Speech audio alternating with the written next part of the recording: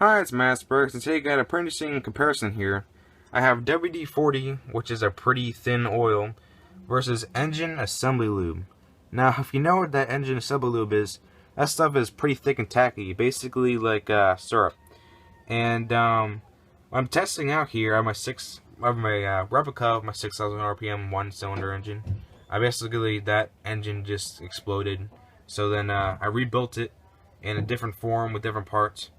So that's what it is, and it runs about the same RPM too. But anyways, my idea is that maybe with the thinner oil at higher RPM, since the load is greater, maybe that oil film is actually being pushed out and actually can't hold its oil film, and would actually just go plastic to plastic, and maybe that's more friction. Versus if you have the thicker stuff, maybe that help its oil film more. Maybe at higher RPM with the higher load, maybe that would thin it out, or maybe it would just overall just hold its oil film, and maybe that would actually be less friction than just doing plastic to plastic. That's what I'm testing out here. Basically, I got this idea from I ran my this engine in particular, with accidentally without no lubrication. And for like 2 minutes straight, I was revving this thing, and all of a sudden it just started bogging down. And I was like, that's kind of weird. And then it just started bogging, and then it all of a sudden heard a pop. And I thought my piston exploded, which seemed pretty ethical, but then I looked at the bottom, and I couldn't believe my eyes. Here's a photo of it. So basically, I felt the connecting rod, and to my suspicion, it actually was heat. So basically, the lubrication either just was never there, or I never lubricated it, I'm not sure. And then it just heated up, melted the connecting rod, and broke it. So here's the crank, and it messed it up pretty good. As you can see, it's got a pretty good sized dent in that thing. And so that's basically what happens when you don't lubricate your engine. But anyways, time to experiment. So the first experiment's going to be with the WD-40 here. Alright, so here's the test for WD-40. So first we're going to do idle, and then we're going to do higher PM speed.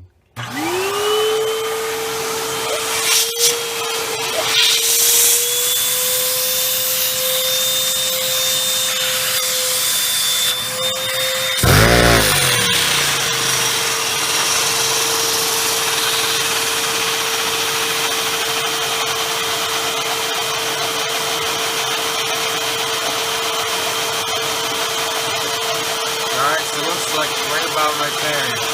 That's about the amount of vacuum it takes in order for it to run at this speed.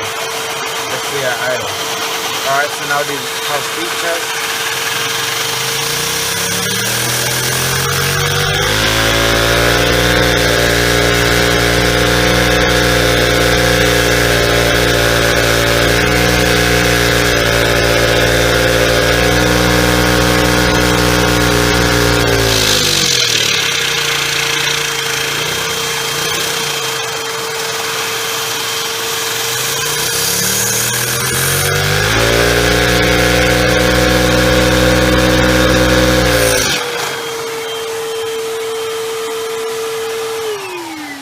So that's the WD-40. As you can see there, it all pretty low, and so revved pretty fast. I imagine probably around 6,000 RPM. So yeah, on to the next one. So we're back, and lubricated everything that needed lube, period. That is the cylinder walls, the valve cylinder walls, I guess you'd call it. Basically where it rides on the valve there. And then I lubricated all the bearings here, the main bearings that run across the crank. I lubricated the crank, the cam, of course, and so basically all that stuff lubricated. And as you can see, this stuff is very thick. I mean, you can do this, and you can see how just slow that stuff moves. That is crazy. So anyways, that is, I mean, you can barely even make a full revolution, if even that. So I doubt a thing will actually run, but I'm gonna set you up right here, and we'll see what happens.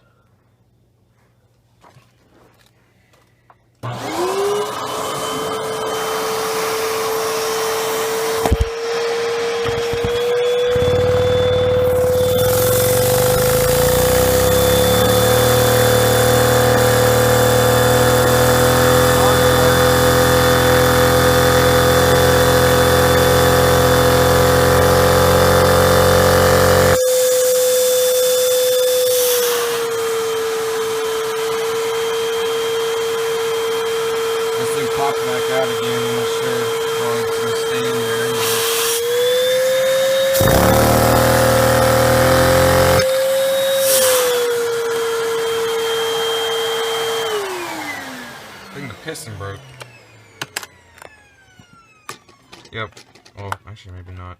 Hold on. But oh yeah, the crank broke. Yep, crank is annihilated. I'm gonna be back, and we're going to smear some stuff of the clean cylinder walls, basically, because I think that's just way too much friction, to be honest. And I'm gonna lightly clean off some of these bearing bricks here, or the cylinder wall valves. We'll be back. Alright, so we're back for the third and final time here. So basically what I've done is that I have cleaned out the cylinder walls and the valve walls and the piston and the valve.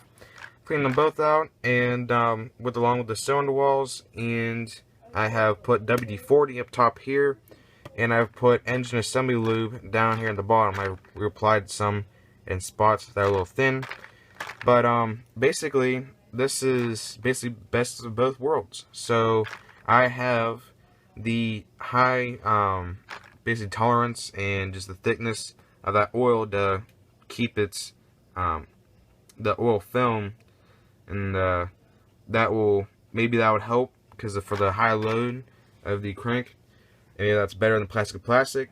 And then you also have the low friction with the WD-40 up and top end here.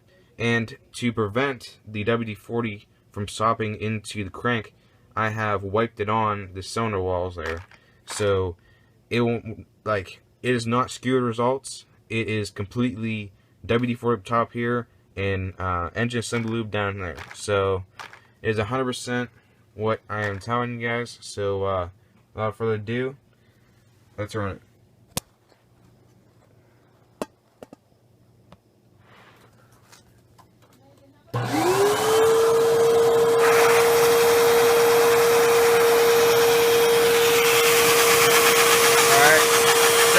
This much vacuum in order to idle, what the thing is a little bit more than just plain WD-40.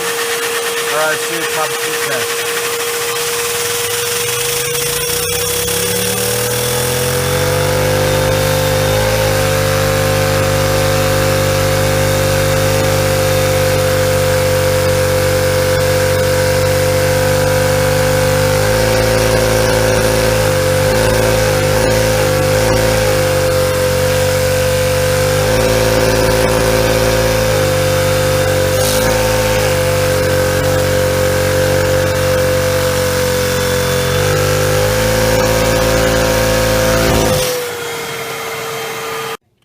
Alright, so basically, as you saw there, I had to cut it out because someone walked in.